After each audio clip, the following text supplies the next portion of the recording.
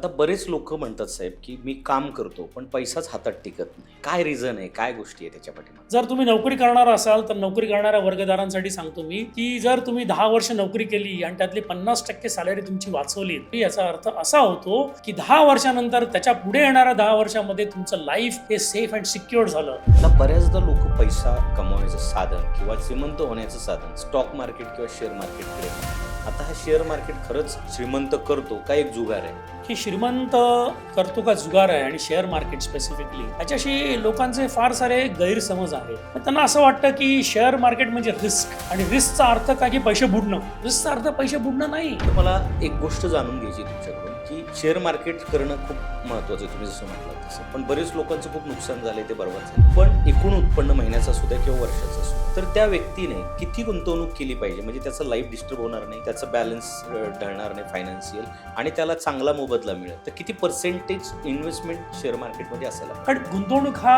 खूप सिरियस विषय आहे. तो काय असा मजेचा टाइमपासचा विषय नाही की तुम्ही मित्रांबरोबर कट्ट्यावर बोललात काहीतरी चाय टपरीवर आणि काहीतरी डिसिजन घेतला, असा विषय नाहीये. मला खूप श्रीमंत आहेत कारण ते स्वतः कॅसिनो नाही खेळत, कळलं की नाही. तुम्ही कुठे जा जगामध्ये, ओके, इव्हन तुम्ही जे जुगाराचे धंदे चालवतात ना, सेबीनी पण सांगितलंय की ट्रेडिंग करून श्रीमंत होणारी माणसं 2% पण नाहीयेत. तर सामान्य माणसांनी ह्याच्यापासून पूर्णपणे लांब. आता बऱ्याचदा काय होतं की तरुण एखादा नोकरीला लागतो किंवा असा विचार करतो की स्टॉक मार्केटला करिअर बनवण्याचा प्रयत्न करतो. त्याच्या डोक्यात जर ती गणित असतील तर कुठल्या चुका त्याने टाळायला पाहिजेत ज्यावेळेस तो इन्व्हेस्ट करतो स्टॉक मार्केटमध्ये?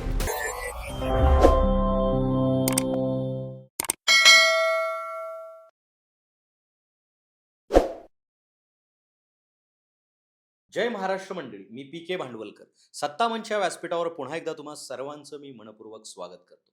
तर मंडळी, आज आपण सगळे श्रीमंत व्हायचं स्वप्न बघतो, पण कधी विचार केलाय का श्रीमंत लोक पैशाकडे वेगळ्या नजरेने कसे बघतात? पैसा त्यांच्या मागे कसा धावतो? ते असे नेमकं काय वेगळं करतात जे सामान्य लोक करत नाहीत? आज या खास भागात आपण फायनान्स मॅनेजमेंट, SIP आणि म्युच्युअल फंड या विषयावर जनजागृती करणारे तज्ज्ञ सुधीर भगत साहेब यांच्यासोबत सखोल संवाद साधणार आहोत. श्रीमंती ही नशिबाची गोष्ट आहे का, की ती योग्य सवयी, योग्य गुंतवणूक आणि योग्य विचारसरणीचा परिणाम आहे? चला तर मग जाणून घेऊया श्रीमंत लोक पैसा आकर्षित करण्यासाठी नेमकं काय वेगळं करतात. तर मंडळी, आजचा पॉडकास्ट खूप महत्त्वाच्या विषयावर आहे आणि खूप इंटरेस्टिंग होणार आहे, त्यामुळे शेवटपर्यंत नक्की बघा. आणि चॅनलला जर अजून सबस्क्राईब केलं नसेल तर प्लीज सबस्क्राईब करून घ्या आणि बेल आयकॉन दाबायला विसरू नका. साहेब नमस्कार. नमस्ते. तुमचं सत्ता मंच व्यासपीठावर खूप खूप स्वागत. धन्यवाद. सर्वप्रथम मी सत्ता मंच, त्याची पूर्ण टीम आणि पी.के. भांडवलकर साहेब यांचं सगळ्यांचं मी अभिनंदन करतो. त्यांनी हे चॅनल इतकं सुंदर प्रकारे चालू ठेवलं आणि मला असं वाटतं त्यांना अजून मला अभिनंदन करा असं वाटतं की 92,000 पेक्षा जास्त सबस्क्रायबर त्यांचे या कालपर्यंत क्रॉस झाले. Thank you. Good show, keep it up. कशा आहात? मस्त, एकदम बेस्ट. ऑल बेस्ट, ऑल वेल. साहेब, आज आपण खूप महत्त्वाच्या विषयावर चर्चा करणार आहोत, पण त्या चर्चा हे प्रॅक्टिकल असतील, मोटिवेशनल नाही. तर पैसा हा लकचा भाग आहे का स्किलचा? सर्वप्रथम जसा हा विषय आहे, त्या विषयाच्या अनुषंगाने मी एक गोष्ट सांगू इच्छितो, की श्रीमंत होणं, हं. पैसा कमवणं किंवा श्रीमंत असणं हे काय पाप नाहीये. बरोबर. श्रीमंत माणसं पापी नसतात. श्रीमंत होण्याचा चुकीचा मार्ग आपण समजा अवलंबला हं. तर ते कदाचित पाप असू शकतं. पण श्रीमंती हे पाप नाहीये, हे सर्वांनी मनामध्ये आणि ध्यानामध्ये पक्क करा. कारण जर चांगल्या माणसांच्या हातामध्ये पैसा आला, तर तो चांगल्या कामासाठीच जाणार. एखाद्या वाईट किंवा अँटी सोशल ॲक्टिव्हिटीमध्ये इन्व्हॉल्व्ड असणाऱ्या माणसाच्या हातात पैसा आला, तर तो वाईट कामाला जाणार. तर तुमची, माझी, प्रत्येक माणसाची ही नैतिक जबाबदारी आहे, की प्रत्येक माणूस हा श्रीमंत, चांगला माणूस हा श्रीमंत झालाच पाहिजे. तर तुम्ही श्रीमंतीपासून दूर पळू नका. तुम्ही रतन टाटा घ्या, अझीम प्रेमजी घ्या, सर वॉरेन बुफे घ्या, राधाकृष्ण दमानी घ्या, राकेश झुनझुनवाला घ्या. ह्या सगळ्यांनी अतोनात पैसा कमवला आणि आज त्यातला बराचसा पैसा त्यांनी समाजासाठी हा डोनेट केलेला आहे. समाजाच्या चांगल्या कामासाठी डोनेट केलेला आहे. तुम्ही बिल गेट्सना बघितलं तर आज जवळपास त्यांची बरीचशी धनसंपत्ती ही त्यांनी डोनेशनसाठी दिलेली आहे. वॉरेन बुफे ज्यांनी फक्त आयुष्यभर वेल्थ क्रिएशन केलं, पैसा कमवला, त्यांनी त्यातली बरीचशी धनसंपत्ती, जवळपास 99% धनसंपत्ती ही समाजासाठी दिलेली आहे, समाजाच्या कल्याणासाठी दिलेली आहे. सो पैसा कमवणं हा तुमचा नैतिक अधिकार आहे. आता सर्वात महत्त्वाचं म्हणजे नॉर्मली आपल्याला असं वाटतं, की पैसा कमवणं म्हणजे हे फक्त लकचा फॅक्टर आहे. बाबा तो लकी आहे, तो श्रीमंत घरामध्ये जन्माला आला. मी ह्यानी काहीतरी बाबा शेअरमध्ये ट्रेडिंग केलं आणि त्याला लकमध्ये जॅकपॉटमध्ये पैसा पैसा मिळाला. अरे हा तर काय बिल्डर आहे, हा असले धंदे करतो आणि इकडून-तिकडून पैसा जमा करतो. ही सगळ्या ज्या ह्या वल्गना आहेत, या सगळ्या चुकीच्या समजुती आहेत. ह्या चुकीच्या समजुतीपासून दूर राहा. सर्वप्रथम म्हणजे जेव्हा तुम्ही ठरवता, की नाही मला श्रीमंत व्हायचं आहे, तर श्रीमंत होणं एक प्रोसेस आहे. ही काय ओव्हरनाईट मिळणारी गोष्ट नाहीये. त्याला बरोबर. कदाचित त्याला 10 वर्ष, 20 वर्ष, 30 वर्ष, 40 वर्ष लागू शकतात. म्हणजे वॉरेन बुफेना धनसंपत्ती निर्माण करायला 40-50 वर्ष लागले आणि त्यांनी जी धनसंपत्ती निर्माण केली, एक प्रोसेसमुळे निर्माण केली, एका डिसिप्लिन वेने निर्माण केली. त्याच्यामध्ये कदाचित कधी समहाऊ हा फॅक्टर असू शकतो, की ते आपल्यापेक्षा अगोदर जन्माला आले, ते अमेरिकेमध्ये जन्माला आले आणि अमेरिकामध्ये ग्रोथ स्टोरी खूप चांगली असू शकते, चांगली होती त्या काळामध्ये. तर तो काही समहाऊ लक हा फॅक्टर असू शकतो. पण तुम्ही जर धनवृद्धीचा विचार केलात, तर तुम्हाला ओव्हरनाईट पैसे हे मिळणार नाही. हा एक प्रॉपर डिसिप्लिन आहे, हे प्रॉपर प्रोसेस आहे, हे एक स्किल आहे आणि जे सगळ्यांनी आत्मसात करायला पाहिजे आणि त्याच्यासाठी आपण सर्वांनी आर्थिकदृष्ट्या साक्षर होणं, साक्षरता असणं हे खूप महत्त्वाचं आहे. इव्हन हे चॅनल बघणारा मी पॅरेंट्सना सुद्धा विनंती करीन, की प्लीज तुम्ही तुमच्या मुलांना सांगा, की धनवृद्धी ओव्हरनाईट निर्माण होत नाही. कुठेतरी काहीतरी WhatsAppवर एखादा मेसेज आला, YouTubeवर मेसेज आला, YouTubeवर एखादा व्हिडिओ आला, की इथे ट्रेडिंग करा, तिथे ट्रेडिंग करा, तुम्हाला ओव्हरनाईट पैसे मिळतील. तुम्हाला कुठल्यातरी अशा ऑप्शनमध्ये पैसे मिळतील, की करन्सीजमध्ये अशी काही ट्रेडिंग करून पैसे मिळतील, की तुम्ही लगेच श्रीमंत व्हाल. हे सगळं थोतांड आहे. पण त्याचबरोबर तुम्ही लहान असाल, तर लहान मुलांच्या मनामध्ये हे फिक्स करा, की बाबा तुला एका स्पेसिफिक स्किल्ड वेनी श्रीमंत व्हायचं आहे. त्यांना Azim Premji, Radhakrishna Damani, Warren Buffett, Bill Gates यांची उदाहरणं द्या. त्यांना सांगा, की बाबा ह्यांनी कशी संपत्ती निर्माण केली, त्या धनसंपत्तीची प्रोसेस कशी होती, काय होती, हे आपल्याला समजून घ्यायला पाहिजे. बघा आणि सर्वात महत्त्वाचं म्हणजे श्रीमंत व्हायचं असेल, तर फक्त 2च ऑप्शन्स आहेत. स्वतःच्या धंद्यामध्ये इन्व्हेस्टमेंट करा किंवा दुसऱ्याच्या धंद्यामध्ये इन्व्हेस्टमेंट करा. तिसरा ऑप्शन श्रीमंत होण्याचा कुठेही नाही आहे. आणि बिझनेस म्हटला, की त्याला स्किल लागतं आणि हे स्किल खूप महत्त्वाचं आहे. आता बरेच लोकं म्हणतात साहेब, की मी काम करतो, पण पैसाच हातात टिकत नाही. हं. काय रिझन आहे? काय गोष्टी आहे त्याच्या पाठीमागे? आता काय झालंय, की पूर्ण तुम्ही पैशाचा हिशोब लावलात, हं, तर आता आपण पैसा का कमवतो? किंवा पैशाची गरज का भासते?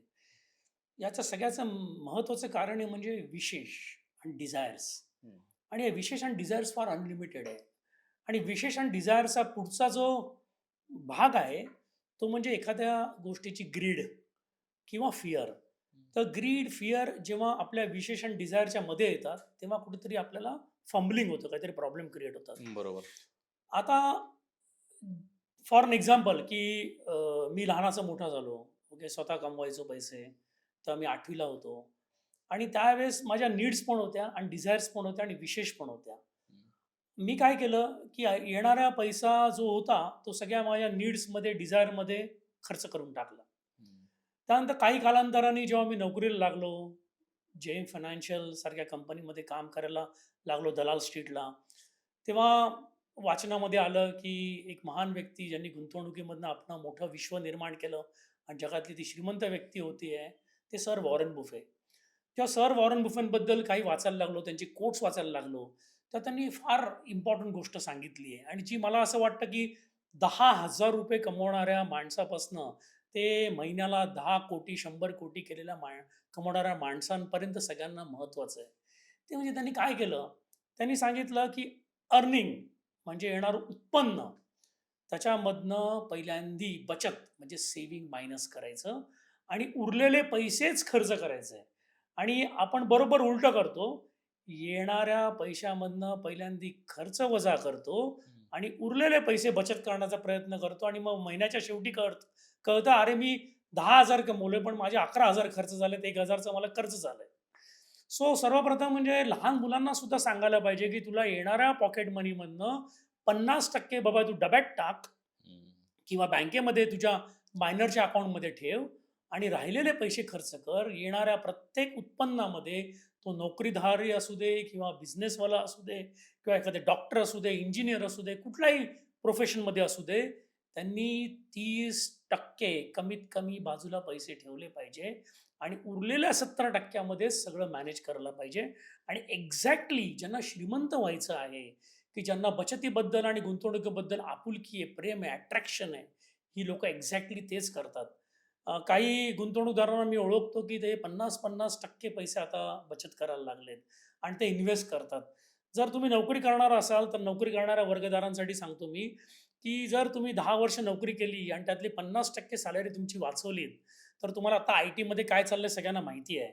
तर 50% सॅलरी तुम्ही 10 वर्ष वाचवली, याचा अर्थ असा होतो, की 10 वर्षानंतर त्याच्या पुढे येणाऱ्या 10 वर्षामध्ये तुमचं लाईफ हे सेफ अँड सिक्युअर्ड झालं. कारण ते वाचलेले 50% तुमचं फ्युचर हे काय तुम्हाला सेव्ह करू शकतं. बरोबर. आता इव्हन माझा जो ड्रायव्हर आहे, तो सुद्धा माझे भरपूर आर्थिक साक्षरतेचे कार्यक्रम ऐकतो आणि पूर्वी खूप 4 वर्षापूर्वी तो माझ्याकडे उधार मागायचा. हं. पण आता त्याचा मेडिक्लेम टर्म इन्शुरन्स कंपनीने केलेलं आहे. पण तो येणाऱ्या पगारामधले जवळपास 40% म्हणजे ₹6,500 ची एस-आय-पी तो म्युच्युअल फंडमध्ये करतो आणि आज 3 वर्षामध्ये त्याला खूप चांगले रिझल्ट्स मिळाले. सो उत्पन्नाचा आणि बचतीचा आणि इन्व्हेस्टमेंटचा काही संबंध नाही. ओके. सगळ्यांना ते करता येतं. आपली आई जेव्हा ती अशिक्षित होती, ती 2री तिसरी शिकलेली पण नव्हती. बाबांनी काही पैसे जे दिलेले तिला होते, ती काय करायची, तर तुमची आई, बहीण, आजी त्यातले काही पैसे जे आहेत ना, ती लपून ठेवायची. बरोबर. ओके. आणि म्हणून जेव्हा फायनान्शियल क्रायसिस घरामध्ये यायचे, तेव्हा बेल आउट करणारी जी होती ती प्रथम ती तुमची आई होती. बरोबर. तुमच्या बाबांना पैसे काढून द्यायची, की "हे घे बाबा पैसे आणि तुमचे जे काही फायनान्शियल प्रॉब्लेम्स आहेत ते सॉल्व्ह करा." सो तो बचतीचं तिला ते वरदान होतं आणि मला असं वाटतं भारतातील प्रत्येक महिलेला हे बचतीचं वरदान आहे आणि हे वरदान त्यांनी आपल्या मुलांना ट्रान्सफॉर्म करायला पाहिजे. त्यांच्या डोक्यावर हात ठेवून आशीर्वाद देऊन त्यांना हे वरदान दिलं पाहिजे आणि सांगितलं पाहिजे, की "तू ₹100 कमव बाबा किंवा 10,000 कमव, पहिले 30% हे बचत कर आणि उरलेले पैसेच खर्च कर." सो मला असं वाटतं, की म्हणजे मला आत्मविश्वास आहे. वाटतं म्हणण्यापेक्षा मी म्हणेन आत्मविश्वास आहे, की हे केल्याने प्रत्येकाचं आर्थिक जीवन सुरक्षित होऊ शकतं आणि बरोबर. प्रत्येकाने हे करायलाच पाहिजे. पण बऱ्याचदा काय होतं, की सामान्य लोकांना काय वाटतं, म्हणजे सामान्य म्हणण्यापेक्षा जे नोकरी करतात, त्यांच्या डोक्यात एक ब्लॉकेज असतं, की इन्व्हेस्टमेंट करणं हा फक्त श्रीमंताचाच खेळ आहे. तर तुम्ही याच्यावर काय सांगाल? बघा, जे आज तुम्हाला श्रीमंत दिसतात, ते 40 वर्षापूर्वी श्रीमंत नव्हते ना. बरोबर, करेक्ट ना. ते बरोबर. होते का? नव्हते. जर तुम्ही इव्हन वॉरेन बुफेनचं जरी उदाहरण घेतलं किंवा तुम्ही वॉरेन बुफेनचं सोडा, आपलं अंबानी अ, हं, धीरूभाई अंबानींचं उदाहरण घ्या. ते श्रीमंत होते का? ज्यांनी आपलं बिझनेस सुरू केला, इन्व्हेस्टमेंट सुरू केल्या, तेव्हा ते श्रीमंत नव्हते. बरोबर, तर त्यांनी पेशन्स ठेवले, लाँग टर्म गोल, व्हिजन ठेवलं डोळ्यासमोर. त्यांनी मनामध्ये ठरवलं, की मला श्रीमंत व्हायचंय, मला धनवृद्धी निर्माण करायची आहे. चला तुम्हाला असं वाटत असेल, की धनवृद्धी निर्माण करणं याच्याबद्दल मला भीती आहे. तर कमीत कमी तुमचं आर्थिक स्वातंत्र्य आणि आर्थिक सुरक्षा याच्यासाठी तरी विचार करून तुम्हाला बचत करायला पाहिजे. बरोबर. आणि त्यासाठी खूप काही मोठे पैसे लागत नाही, तर खूप मोठं डिसिप्लिन लागतं. तर ते डिसिप्लिन तुम्ही फॉलो केलंत, तर मला असं वाटत नाही, की कुठलीही डिफिकल्टी तुम्हाला श्रीमंत होण्यापासनं किंवा पैसे कमवण्यापासनं थांबवेल. बरोबर. आता बऱ्याचदा लोकं पैसा कमवायचं साधन किंवा श्रीमंत होण्याचं साधन स्टॉक मार्केट किंवा शेअर मार्केटकडे पाहतात. आता हा शेअर मार्केट खरंच श्रीमंत करतो का एक जुगार आहे? की श्रीमंत करतो का जुगार आहे आणि शेअर मार्केट स्पेसिफिकली, याच्याशी लोकांचे फार सारे गैरसमज आहेत. ओके, गावागावांमध्ये, इव्हन शहरांमध्ये सुद्धा. म्हणजे आता तुम्ही स्पेसिफिकली मला विचाराल ना, तर म्हणजे मला मी स्वतः मराठी आहे, तर मला मराठी लोकांबद्दल अभिमान आहे. शिवराय आपलं हे दैवत आहे आणि मराठीबद्दल आपलं अतोनात प्रेम आहे. पण अनफॉर्च्युनेटली काय झालंय, की लोकांनी ना रिस्कची असोसिएशन जी आहे ना, ते डिफॉल्ट रिस्कची केली डायरेक्टली. मग त्यांना असं वाटतं, की शेअर मार्केट म्हणजे रिस्क आणि रिस्कचा अर्थ काय की पैसे बुडणं. हं, रिस्कचा अर्थ पैसे बुडणं नाही फक्त. त्याला डिफॉल्ट रिस्क म्हणतात. रिस्कमध्ये वेगळे-वेगळे रिस्कमध्ये प्रकार आहेत. हं, तर किंवा त्याची वेगळ्या-वेगळ्या व्याख्या आहेत. ही काय डिफॉल्ट रिस्क नाहीये. सो सर्वप्रथम म्हणजे आपण अ, काय करायला पाहिजे, की समजून घ्यायला पाहिजे, की मी शेअर्समध्ये इन्व्हेस्टमेंट करतो म्हणजे एक्झॅक्टली करतो काय? ओके. बरोबर. हां. आणि शेअर मार्केट म्हणजे काय? म्हणजे हं, सिंपल भाषेत सांगायचं झालं, तर शेअर मार्केट आहे ना, जसं आपलं सब्जी मंडीचं मार्केट असतं तसं मार्केट आहे. हं, हं.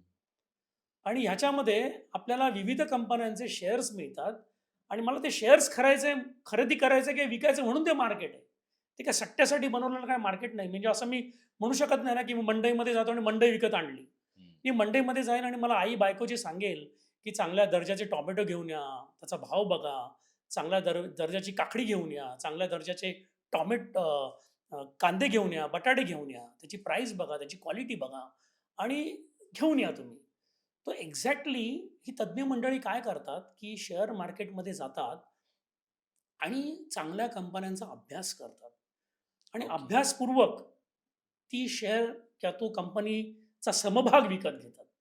मग त्या कंपनीशी ते पार्टनर होतात. हं. म्हणजे तुम्ही कुठलेही तज्ञ गुंतवणूकदार आहेत, त्यांनी अभ्यासाची एक प्रोसेस फॉलो केलेली आहे. ते कंपनीचं अकाउंट तपासतात, कॉर्पोरेट गव्हर्नन्स, कंपनीचे कंप्लायन्स तपासतात, कंपन्यांच्या बॅलन्स शीटचा अभ्यास करतात, रिसर्च बाहेरून विकत घेतात, त्या कंपनीवरचा रिसर्च वाचतात. त्या कंपन्यांची प्रॉफिटेबिलिटी, त्याचा प्राईस टू पी रेशो काय, याच्याबद्दल अभ्यास करतात आणि त्यांचं लाँग टर्मचं व्हिजन असतं, की त्या बिझनेस कसा चालेल आणि त्या विचारानंतरच ते कंपनीचा समभाग म्हणजे शेअर विकत घेतात. तसं वॉरन बुफे म्हणतात ना, जर तुमच्या मनामध्ये 10 सेकंद किंवा 10 मिनिटं जरी शंका आली, की हा मी घेतलेला शेअर 10 वर्षाच्या आत विकीन, तर तो शेअर तुम्ही घ्यायलाच नाही पाहिजे. हं. अजिबात. सो शेअर घेणं हा काही सट्टा नाहीये. तो कंपनीचा समभाग घेण्यासारखा आहे. तो एक बिझनेस आहे आणि जेव्हा आपण फॉर एन एक्झाम्पल भारती एअरटेलचा शेअर घेतो किंवा रिलायन्सचा शेअर घेतो, तर आम्ही आम्ही त्यांच्याबरोबर पार्टनर बनतो आणि आम्ही घेतलेल्या प्रपोर्शनमध्येच तो शेअर त्या त्या ज्या पर्सेंटेजमध्ये आपण शेअर घेतले आहेत विकत, त्या पर्सेंटेजमध्येच आपलं लाँग टर्मला प्रॉफिट डिसाईड होतं. ते प्रपोर्शन जे आहे, ज्याच्याकडे जास्त शेअर आहे त्याला जास्त पैसे येणार, ज्याच्याकडे कमी शेअर आहे त्याला कमी पैसे येणार. पण पर्सेंटेज चेंज नाही होऊ शकत. बरोबर. 16% ते 16% दोन्हीकडे मिळणार. छोट्या इन्व्हेस्टरला पण मिळणार आणि मोठ्या गुंतवणूकदाराला सुद्धा मिळणार. त्या कंपनीच्या प्रमोटरला, ओनरला सुद्धा मिळणार. सो सर्वप्रथम म्हणजे शेअर घेणं, शेअर मार्केट हा सट्टा नाहीये. जेव्हा आपण ट्रेडिंग करतो किंवा एखादा शेअर घेतो, लगेच विकतो, त्याच्यावर काहीतरी व्ह्यूज आपले ओपिनियन्स बनवतो शॉर्ट टर्मसाठी. सो ट्रेडिंगमध्ये तर इव्हन सेबी जे आहे ते कंटिन्युअसली साक्षरता निर्माण करण्याचा प्रयत्न करते. पेपरमध्ये ॲड देतीये, नोटीस देते की तुम्ही ट्रेडिंग करू नका. कारण 97% लोकांनी ट्रेडिंगमध्ये पैसे कमवले नाहीयेत. ओके, तो काही असा ओव्हरनाईट श्रीमंत होण्याचा कुठला मार्ग नाहीये. आणि मला तरी या 30 वर्षाच्या करिअरमध्ये आठवत नाही की ट्रेडिंग करून कोणी श्रीमंत झालंय. पण इन्व्हेस्टरची अनेक उदाहरणं आहेत. ओके. त्याच्यातली काही उदाहरणं आपण मगाशी बघितलेली आहेत. म्हणजे तुम्ही फॉलो जर करायचं असेल तर तुम्हाला वॉरन बुफेटना फॉलो करायला पाहिजे. हं. तुम्हाला राधाकृष्ण दमानी सर आहे त्यांना फॉलो करायला पाहिजे. तुम्हाला राकेश झुनझुनवाला यांना फॉलो करायला पाहिजे. तुम्हाला रामदेवजी अगरवाल यांना फॉलो करायला पाहिजे. मोतीलालजी ओसवाल यांना फॉलो करायला पाहिजे. निलेश भाई शाह यांना फॉलो करायला पाहिजे. तुम्ही तुमच्या कुठेतरी चाय टपरी ग्रुपवर बसणाऱ्या मित्रांनी काहीतरी टिप दिली ट्रेडिंगची, त्याला तुम्ही फॉलो नाही करू शकत. आणि मला बरोबर. तरी असं वाटतं लाईफमध्ये टिप ही फक्त ना पोलिसांनाच मिळते ती एन्काउंटरची. बाकी कुठल्या लाईफमध्ये टिप नसतात. आणि इन्व्हेस्टमेंट आणि म्युच्युअल फंड आणि स्टॉक्स याच्यामध्ये तर कुठली टिपच नाहीये. ती लाँग टर्मची होल्डिंगची प्रोसेस आहे. चांगल्या कंपन्यांचे शेअर्स घेणं अत्यंत महत्त्वाचं आहे. त्यांच्या कंपन्यांच्या प्रॉफिटेबिलिटीवर विश्वास ठेवणं महत्त्वाचं आहे आणि त्या प्रॉफिटेबिलिटीप्रमाणे आपल्याला लाँग टर्मला रिटर्न्स मिळतील, याच्याबद्दल सुद्धा विश्वास ठेवणं गरजेचं आहे. तर किंवा प्रेक्षकांनो तुम्ही एक लक्षात ठेवा, जर तुम्हाला एखाद्या चांगल्या कंपनीचा शेअर घ्यायचा असेल, तर तो डोळे झाकून घ्या. ओके. समजा फॉर एन एक्झाम्पल एस-बी-आयचा तुम्हाला शेअर घ्यायचा आहे, आय-सी-आय-सी-आय बँकेचा शेअर घ्यायचा आहे. त्या कंपन्या ज्या आहेत ना, त्या टू बिग टू फेल. त्या banks too big to fail. Reliance it is too big to fail. ह्यांना लाँग टर्म प्रॉस्पेक्ट आहे. आणि बघा तुम्ही जेव्हा त्यांचे शेअर घेता, तेव्हा त्यांचे जे प्रमोटर असतात, त्यांच्याकडे मॅक्सिमम होल्डिंग्ज आहेत. तर तुमच्यापेक्षा जास्त त्यांना काळजी आहे ना की त्यांच्या वेल्थची, तर ती बरोबर. कंपनी फार चांगल्या प्रकारे चालवतील. आता एक 5,000-1,000 समजा आपल्याकडे बॉम्बे स्टॉक एक्सचेंजमध्ये शेअर्स लिस्टेड असतील, तर त्याच्यामध्ये अभ्यासपूर्वक घेण्याचे शेअर्स जे आहेत ते 350-400च आहेत. म्हणजे हे मी अंदाजे सांगतोय. तुम्हाला शेवटी रिसर्च अॅनलिस्ट आणि गुंतवणूक सल्लागारांकडे जायला पाहिजे. पण हे जे शेअर्स आहेत, ह्या शेअर्सवर किंवा ह्या कंपन्यांवर आपल्या भारताची इकॉनॉमी अवलंबून आहे. बरोबर. आणि जर तुम्हाला तुमच्या इकॉनॉमीवर विश्वास आहे, तर तुम्हाला या स्टॉक्सवर विश्वास ठेवावाच लागेल. कारण ह्याच्यामुळेच आपली वेल्थ क्रिएशन होणार आहे. आपल्या कंट्रीला टॅक्सेशन मिळणार आहे, एम्प्लॉयमेंट मिळणार आहे, ग्रोथ होणार आहे. सो थोडक्यात काय, तर शेअर घेणं हे अजिबात चुकीचं नाहीये. चांगल्या कंपन्यांचा अभ्यास करून शेअर्स घ्या आणि तेही जर तुम्हाला डिफिकल्ट वाटत असेल, तर इक्विटी म्युच्युअल फंड्स हा एक ऑप्शन असतो, की ज्याच्यामध्ये फंड मॅनेजर हा पूर्ण अभ्यास करतात आणि तुमच्यासाठी चांगल्या कंपन्यांचे शेअर्स तुमच्या पोर्टफोलिओमध्ये घेतात. तर त्या प्रकारे तुम्ही इन्व्हेस्टमेंट करायला पाहिजे. आता एखादा नवीन गुंतवणूकदार असेल किंवा कॉलेजचा स्टुडंट बाहेर आला ग्रॅज्युएशन करून आणि इमिजिएट जॉबला लागला आणि इव्हन त्याच्याकडे ₹500 इन्व्हेस्ट करायचे आहेत त्याला. तर तो मार्केटमध्ये इन्व्हेस्ट करू शकतो का? चांगल्या कंपन्यांचे 30 स्टॉक घेऊ शकतो का? का 50 स्टॉक घेऊ शकतो का? उत्तर आहे हो. त्या ₹500 मध्ये सुद्धा किंवा ₹1000 मध्ये सुद्धा तो म्युच्युअल फंड मार्फत 500 500 शेअर्सपर्यंतचे असणारे इंडेक्सेस त्याच्यामध्ये इन्व्हेस्टमेंट करू शकतो. तो BSE 30 मध्ये इन्व्हेस्टमेंट करू शकतो, NSEमध्ये करू शकतो. त्याला डायरेक्ट एक्सपोजर मिळतं. सो तुम्हाला एवढी मोठी डायव्हर्सिफिकेशन आणि एवढी मोठी अपॉर्च्युनिटी उपलब्ध आहे, तर तुम्ही शेअर्सकडे पॉझिटिव्हली विचार करा. एक जमाना होता, की आपले सगळे स्पेसिफिकली मी ज्या परिस्थितीमध्ये वाढलो, आमच्या आई वगैरे फक्त पोस्टाच्या लाईनमध्येच उभे राहायचे. किंवा आमचे बरोबर. काका एफ-डीच्या लाईनमध्ये उभे राहायचे. म्हणजे एफ-डीच्या लाईनमध्ये तुम्ही बघितलात, तर तुम्हाला 100 पैकी 90% तर आपला हाच गुंतवणूकदार दिसेल. आणि मग त्यांनी काय केलं, आयुष्यभर फिक्स्ड डिपॉझिट घेत राहिले. कधी त्यांच्या आई-वडिलांनी त्यांना शिकवलं नाही किंवा आत्ताच्या काही जनरेशन्समध्ये सुद्धा आई-वडील सांगत नाही, की "अरे बाबा, तू स्टॉक मार्केट, इक्विटी समजून घे. चांगल्या कंपन्यांचे शेअर्स घे." वॉरेन बुफे, राधाकृष्ण दमानी किंवा राकेश झुनझुनवाला, रामदेवजी अग्रवाल ते काय करतात ते बघ. ओके. त्या कम्युनिटीमध्ये काय चालतं? त्यांनी जर शेअर्स घेतलेत, ते श्रीमंत झालेत, तर त्यांनी काही चुकीचं केलेलं नाहीये ना. तर तुला बरोबर. ते फॉलो करणं गरजेचं आहे. किंबहुना मला असं वाटतं, की हे बाळकडू आहे ना, प्रत्येक घरामध्ये स्पेसिफिकली महाराष्ट्रीयन ज्या मराठी मराठी व्यक्तींच्या घरांमध्ये व्हायला पाहिजे. आणि त्यांना सांगायला पाहिजे, की "बाबा हा सट्टा नाहीये बाबा. तू ह्याच्यामध्ये तुला गुंतवणूक करणं गरजेचं आहे." पण एकच लक्षात ठेव, की तू ह्याला स्पेक्युलेशन म्हणून बघू नको. ओव्हरनाईट रिटर्न मिळणार असं बघू नको. तर लाँग टर्म वेल्थ क्रिएशनचा मार्ग म्हणून बघ. कारण हा दुसरा बिझनेस आहे. हा दुसरा बिझनेस आहे. कारण तू चांगल्या बिझनेसेसमध्ये इन्व्हेस्टमेंट करतोय. तर तुझे नोकरीचे पैसे चांगल्या ठिकाणी जातील आणि तू ह्या शेअर्समधनं खूप सारं उत्पन्न, धनवृद्धी निर्माण करू शकतो. कारण ह्याच्यामध्येच ताकद आहे, की तुम्ही महागाईला बीट करू शकता. बरोबर. नोकरीमध्ये आणि एफ-डीमध्ये महागाईला बीट करण्याची ताकदच नाहीये. म्हणजे तुम्ही एफ-डी घेणं म्हणजे काय माहिती आहे का? शेवटी तुम्ही ट्रेडमिलवर धावताय 50 किलोमीटर, 40 किलोमीटर, 100 किलोमीटर आणि खूप घाम आलाय. उतरून बघितलं की तुम्ही तिकडेच उभे आहेत. पुढे गेलाच नाही. ते एफ-डी. 5-5 वर्ष तुम्ही गुंतवणूक करणार. तुम्हाला 6% व्याज मिळणार, 7% व्याज मिळणार. महागाईचा दर 6-7% आहे. 6-7 5 वर्षानंतर तुम्ही बघितलं की 6-7% रिटर्न मिळून सुद्धा तुम्हाला ॲक्चुअली धनसंपत्ती तुमची निर्माण झाली 0% नी आणि त्याच्यावर तुम्ही टॅक्स भरला, तर तुम्ही ॲक्चुअली उलटं धावताय. म्हणजे आहे ते पैसे तुमचे कमी होत आहेत. सो शेअरला प्लीज पॉझिटिव्हली घ्या. इक्विटी म्युच्युअल फंड्सना खूप पॉझिटिव्हली घ्या आणि गुंतवणूक करा. लाँग टर्मसाठी गुंतवणूक करा. तुमची वेल्थ क्रिएशन ही नक्की आहे. सर मला एक गोष्ट जाणून घ्यायची आहे तुमच्याकडून, की शेअर मार्केट करणं खूप महत्त्वाचं आहे, तुम्ही जसं म्हटलात तसं. पण बरेच लोकांचं खूप नुकसान झालंय, ते बरबाद झाले. पण एकूण उत्पन्न महिन्याचं असू द्या किंवा वर्षाचं असू द्या, तर त्या व्यक्तीने किती गुंतवणूक केली पाहिजे? म्हणजे त्याचं लाईफ डिस्टर्ब होणार नाही, त्याचं बॅलन्स ढळणार नाही फायनान्शियल आणि त्याला चांगला मोबदला मिळेल.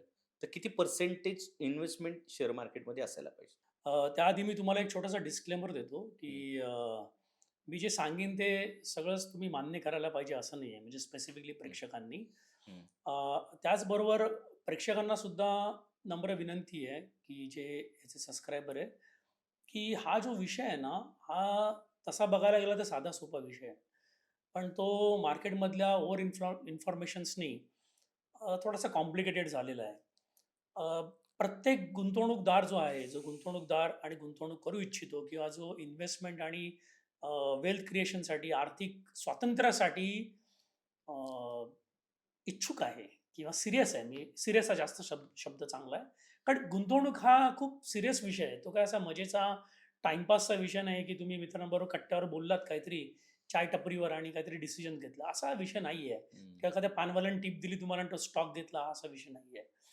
तो तुम्ही सर्वप्रथम काय करायला पाहिजे, की आपलं प्रॉपर फायनान्शियल प्लॅनिंग इन्व्हेस्टमेंट ॲडवायझर्सकडनं करून घ्यायला पाहिजे. कारण हा वन टू वन विषय आहे. हं. आता तुमचं डोकं दुखतंय, कुठल्या तुमच्या मॅडमचं डोकं दुखतंय, कारणं वेगळे असू शकतात ना. तुम्ही डॉक्टर काय सेम प्रिस्क्राईब नाही करू शकत मेडिसिन. काहींना व्हर्टिगोचा प्रॉब्लेम असू शकतो, काहींना ॲसिडिटीचा प्रॉब्लेम असू शकतो. सो तुम्हाला डॉक्टरकडे जायला पाहिजे आणि डॉक्टरला सांगायला पाहिजे, की माझं डोकं दुखतं आणि तो जो तुम्हाला प्रिस्क्रिप्शन देईल, बरोबर. त्याप्रमाणे तुम्ही तुमची औषधं घ्यायला पाहिजे. पण त्या अगोदर तुम्हाला डॉक्टर जे आहेत ते हिस्ट्री विचारतात. हं. तसं तुम्ही फायनान्शियल ॲडवायझरकडे जायला पाहिजे. तुम्हाला तुमची सगळी हिस्ट्री त्यांना समजावून सांगायला पाहिजे, की माझं असं-असं बॅकग्राऊंड आहे आणि मला इन्व्हेस्टमेंट स्टॉकमध्ये करायची आहे, शेअर्समध्ये करायची आहे. कारण काय असतं जसं मी पूर्वी सांगितलं तुम्हाला, की जी रिस्क असते डिफॉल्टची ती वेगळी असते. जर तुम्ही 250-300 चांगल्या कंपन्यांचे शेअर्स घेतले, तर इक्विटी मार्केटमध्ये व्हॉलॅटिलिटीची रिस्क आहे. त्याच्यामुळे शॉर्ट टर्ममध्ये ना तुम्हाला निगेटिव्ह रिटर्न दिसू शकतात. किंवा तुम्ही भरलेले पैसे 2-4% कमी झालेले दिसू शकतात. तो काही एफ-डीचा पर्याय नाहीये ना, की दर महिन्याला तुम्हाला की दरवर्षी कंपाउंडिंग तुम्हाला वाढणार आहे. सो तुम्हाला ही जी रिस्क आहे, ही रिस्कचं जे ॲपिटाईट आहे, ते तुम्हाला एक्सप्लेन करावं लागेल. कोणाला? की तुमच्या गुंतवणूक ॲडवायझरला.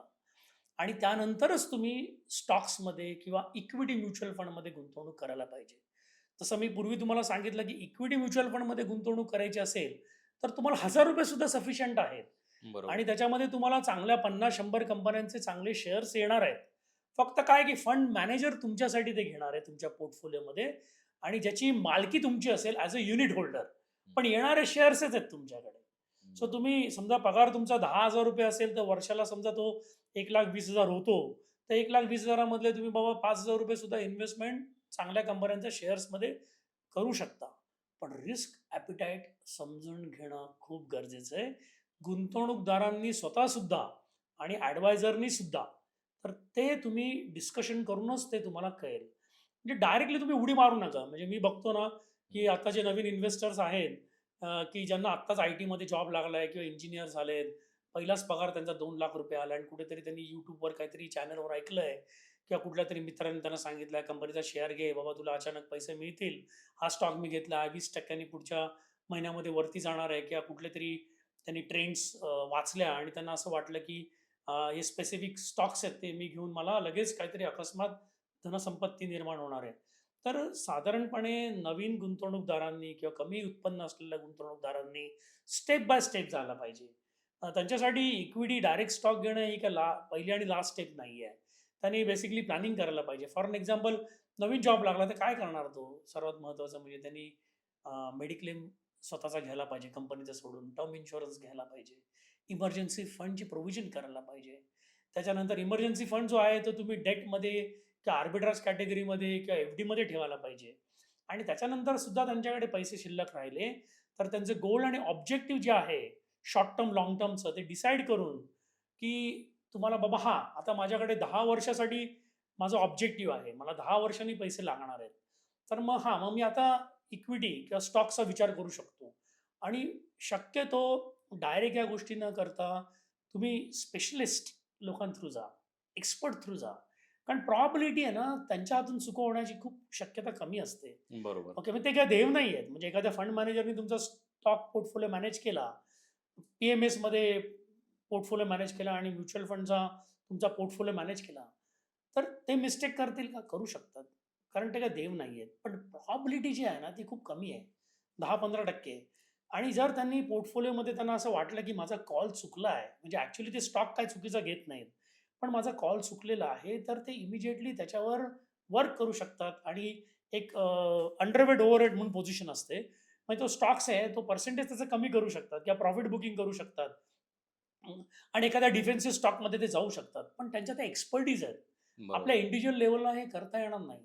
समजा फॉर एन एक्झाम्पल डॉक्टर सकाळी आले OPD मध्ये किंवा हॉस्पिटलमध्ये किंवा इंजिनियर एखाद्या आपल्या प्रोजेक्टवर आला, तर त्याला वेळ आहे का हे सगळं अभ्यास करायला? नाही आहे वेळ. त्याला माहिती आहे का काय एक्झॅक्टली करायला पाहिजे, आत्ताच्या सिच्युएशनमध्ये काय करायला पाहिजे.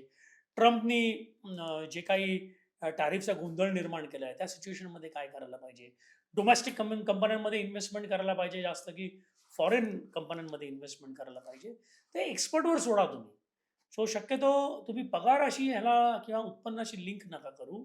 तर त्याला एक्सपर्टीशी लिंक करा आणि इव्हन ₹1000 सुद्धा तुम्ही इन्व्हेस्टमेंट स्टॉक्समध्ये आणि इक्विटी म्युच्युअल फंडमध्ये करायला हरकत नाही. जर तुम्ही सगळी प्रोसेस फॉलो केली असेल तर. मी पुन्हा रिपीट करतो. हं. आता बऱ्याचदा काय होतं, की तरुण एखादा नोकरीला लागतो किंवा असा विचार करतो, की स्टॉक मार्केटला करियर बनवण्याचा प्रयत्न करतो. मग त्याच्या डोक्यात जर ती गणित असतील तर. तर कुठल्या चुका त्याने टाळायला पाहिजेत ज्यावेळेस तो इन्व्हेस्ट करतो स्टॉक मार्केटमध्ये तेव्हा? पुन्हा मी असं सांगेन की चुका म्हणजे जे मिड कॅप आणि स्मॉल कॅपचे जे स्टॉक्स आहेत ना, हं. They are very difficult to understand.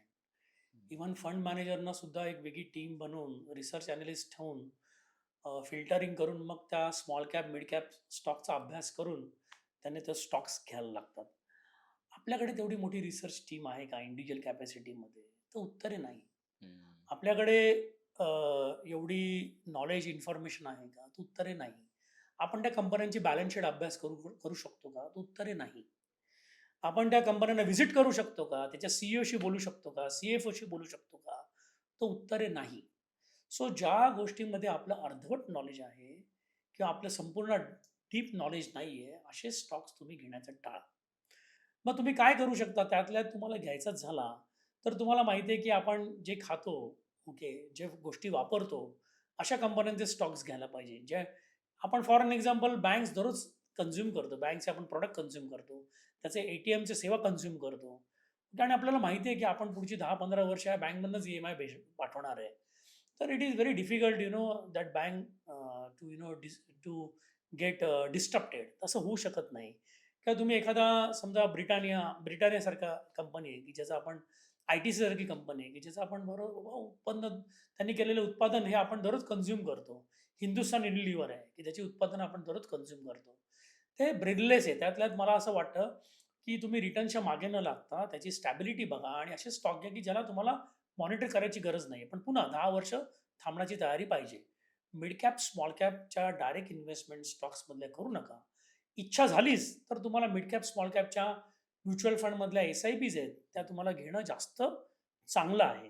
कारण ते सगळं रिसर्च केलेल्या कंपन्या आहेत आणि मग बरोबर. इन्व्हेस्ट केलेल्या कंपन्या आहेत. तर जे नवीन गुंतवणूकदार आहेत, जे नवीन यंग मुलं आहेत, त्यांनी लक्षात ठेवा की आपले कष्टाचे पैसे आहेत.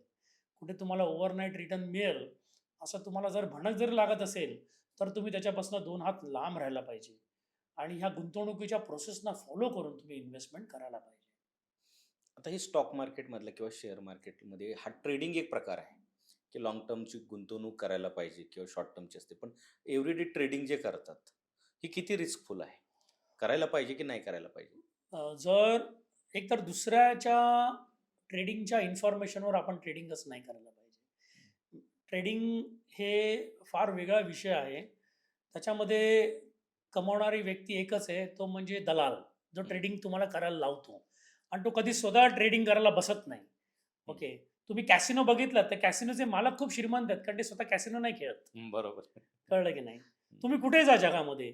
ओके. हं. इव्हन तुम्ही जे जुगाराचे धंदे चालवतात ना, हं. ते सुद्धा स्वतः कधी जुगार खेळत नाही. ते जुगार खेळायला बसले ना, ते पण बरबाद झाले समजायचं. हं. सो ट्रेडिंगचं हा एक विषय वेगळा आहे. हं. ट्रेडर्स असतात, ते वेगळ्या क्वांटममध्ये वेगळ्या प्रकारे करतात. ते स्वतः अभ्यासक अभ्यासक असतात आणि जसं सेबीनी पण सांगितलंय, की ट्रेडिंग करून श्रीमंत होणारी माणसं 2% पण नाहीयेत. हं. तर सामान्य माणसांनी ह्याच्यापासनं पूर्णपणे लांब राहावं. सो मी तर असा वैयक्तिक असा तुम्हाला सल्ला देईन, की ट्रेडिंग शिकू पण नका शक्यतो. ओके. मला एवढा आनंद होतो, की 30 वर्ष मी या क्षेत्रात काम करून मला ते शिकता नाही आलं. हं. हं. या गोष्टीचा मला खूप आनंद आहे. क्या बात आणि है! त्याच्यामुळेच फायनान्शियल सेफ्टी, सिक्युरिटी मिळाली, फायनान्शियल फ्रीडम मिळालं. 8-10 वर्षापूर्वीच नोकरी सोडू शकलो. चटमंगनी पड बिया कुठे नाहीये. जो ट्रेडिंगमध्ये लोकांना वाटतो आहे. हं. तो सगळा भ्रम आहे. तो ट्रेडिंगपासून दूर राहा. तर प्रेक्षक हो, सुधीर भगत सर हे चांगले मार्गदर्शक आहेत आर्थिक साक्षरतेवर. त्यांची व्याख्यानं अनेक ठिकाणी होत असतात. नॅशनल लेव्हलला, इंटरनॅशनल लेव्हलला आणि ती विनामूल्य आहेत, फ्री आहेत. तर तुम्हाला जर भविष्यामध्ये इन्व्हेस्टमेंटच्या बाबतीत मार्गदर्शन घ्यायचं असेल, तर तुम्ही त्यांच्याशी नक्की संपर्क करा आणि त्यांचा नंबर मी डिस्क्रिप्शन बॉक्समध्ये पण दिलेला आहे आणि मी ऑन स्क्रीन पण सांगतो. 9967581118. पुन्हा रिपीट करतो 9967581118. साहेब तुम्ही सत्ता मंचवर आले आणि आम्हाला भरभरून मार्गदर्शन केलं. आमच्या प्रेक्षकांनाही मार्गदर्शन केलं. त्याबद्दल सत्ता मंच तुमचा सदैव आभारी राहील. मी सुद्धा. Thank you. तर मंडळी आज आपल्या सत्ता मंचच्या व्यासपीठावर सन्माननीय तज्ज्ञ सुधीर भगत साहेब आले आणि त्यांनी श्रीमंत लोक पैसा आकर्षित करण्यासाठी वेगळं काय करतात याबद्दल आपल्याला मार्गदर्शन केलं. त्याबद्दल मी सत्ता कुटुंबाच्या वतीने त्यांचे खूप खूप आभार मानतो. आपणही आम्हाला ऐकून घेतलं आणि वेळ दिला त्याबद्दल आपल्या सर्व मंडळींचे मी आभार मानतो. सुधीर भगत साहेब यांना मी पुढील वाटचालीसाठी खूप खूप शुभेच्छा देतो. तर मंडळी पुन्हा भेटूयात एका नव्या विषयावर एका नव्या पाहुण्यांबरोबर. भेटत राहू, बोलत राहू. तत्पूर्वी मंडळी अजून जर चॅनलला सबस्क्राईब केलं नसेल तर सबस्क्राईब करून घ्या आणि बेल आयकॉन दाबायला विसरू नका. म्हणजे येणारा एपिसोड तुमच्यापर्यंत पोहोचेल आणि जर एपिसोड आवडला तर तुमच्या जवळच्या व्यक्तीपर्यंत नक्की शेअर करा. तोपर्यंत सर्वांना माझा जय हिंद, जय महाराष्ट्र.